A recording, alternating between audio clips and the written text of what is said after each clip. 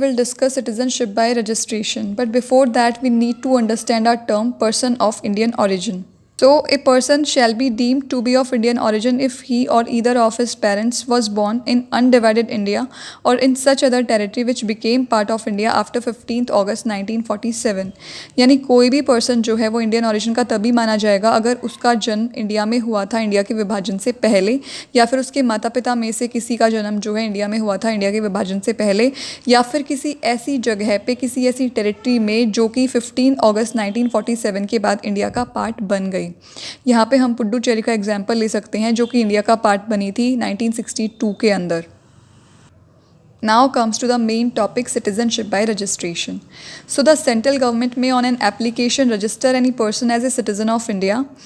if he belong to any of the following category। कि जो हमारी सेंट्रल गवर्नमेंट है वो किसी भी पर्सन को जो है रजिस्टर कर सकती है as a citizen of India बशर्ते कि वो कोई इलीगल माइग्रेंट ना हो और इन फॉलोइंग कंडीशंस को सेटिस्फाई करता हो। First condition is that a person of Indian origin who is ordinarily resident in India for 7 years before making an application for registration. यानी कि कोई भी पर्सन जो कि इंडियन ऑरिजिन का है और वो इंडिया में रह रहा है पिछले 7 सालों से immediately preceding the date of application for registration, यानी जिस साल में वो अप्लाई कर रहा है रजिस्ट्रेशन के लिए उससे ठीक 7 साल पहले तक उसे इंडिया के अंदर रहना पड़ेगा, उसे इंडिया का ऑर्डिनरली रेजिडेंट होना पड़ेगा, तभी वो इंडिया का सिटीजन बन सकता है bye registration.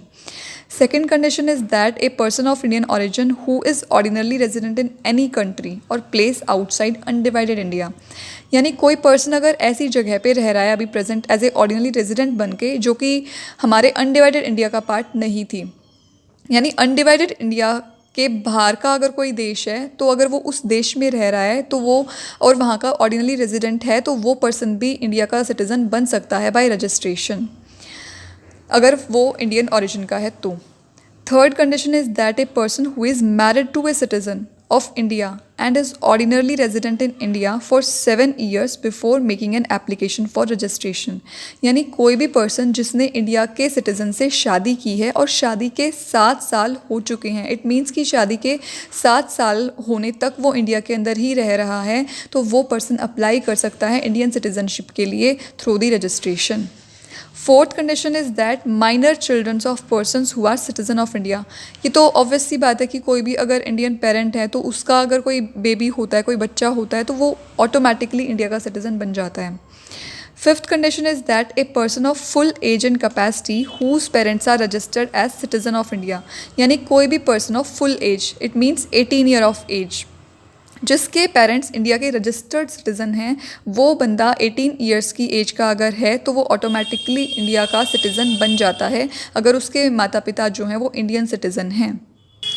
Next condition is a person of full age and capacity who और either of his parents was earlier citizen of independent India and is ordinarily resident in India for 12 months immediately making application for registration. यानी कोई भी ऐसा person अगर वो या उसके माता पिता जो हैं इंडिपेंडेंट इंडिया के रेजिडेंट हुआ करते थे लेकिन अभी वो किसी दूसरे देश में जाके रहते हैं, वहाँ के रेजिडेंट हैं, तो वो पर्सन इंडिया का रेजिडेंट बन सकता है, अप्लाई कर सकता है वो इंडियन सिटीज़नशिप के लिए, लेकिन इसके लिए उसे कम से कम 12 महीने तक इंडिया में रहना पड़ेगा immediately preceding the date of application for registration. It means कि जब वो अप्लाई कर रहा है रजिस्ट्रेशन के लिए उसके ठीक 1 साल पहले तक उसे इंडिया में रहना पड़ेगा एज ए रेजिडेंट बन के, तभी वो इंडियन सिटीज़नशिप के लिए अप्लाई कर सकता है। Now moves to the next condition, a person of full age and capacity who has been registered as an overseas citizen of Indian card holder for 5 years and who is ordinarily resident in India for 12 months before making application for registration। यानी कोई भी ऐसा person जिसके पास जो है overseas citizen of India का card है, he is the card holder of the overseas citizen of India. अगर वो पर्सन उसके पास ये कार्ड है तो वो पर्सन जो है कम से कम 12 महीने तक अगर इंडिया में है तो वो अप्लाई कर सकता है रजिस्ट्रेशन के लिए, लेकिन शर्त यही है कि उसे कम से कम 12 महीने तक इंडिया में होना पड़ेगा immediately before making application for registration.